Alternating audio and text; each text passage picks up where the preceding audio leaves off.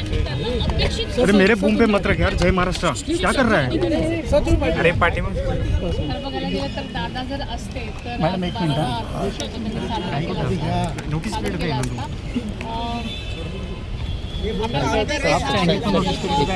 सर्व घटकांवरती प्रकाश टाकलेला मेरे बूम पे मत टाकलेला आणि महाराष्ट्राच्या विकासासाठी सर्वसमावेशक असा आहे. त्याबद्दल मी खरोखरच माननीय मुख्यमंत्र्यांचे आभार मानते आणि हा अर्थसंकल्प आदरणीय दादांसाठी दादांना समर्पित केलेला आहे. त्याबद्दल मी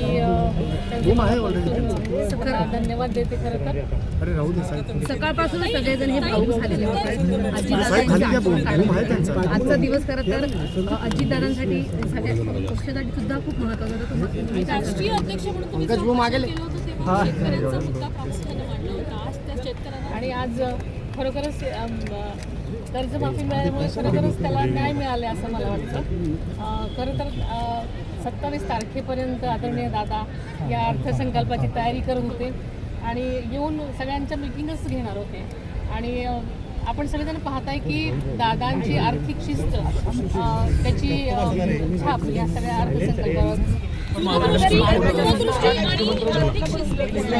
आर्थिक शिस्त होती, पण दूरदृष्टी या एकूणच अर्थसंकल्पात वाटते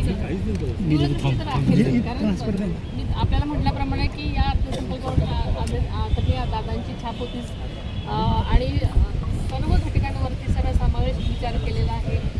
लाडक्या बहिणी असतील, विकास कामं केलेली असतील, सगळ्यांमध्ये खूप योग्य ती तरतूद केलेली आहे.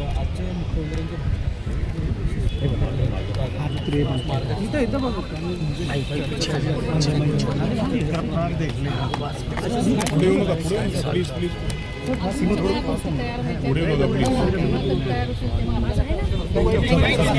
तेव्हा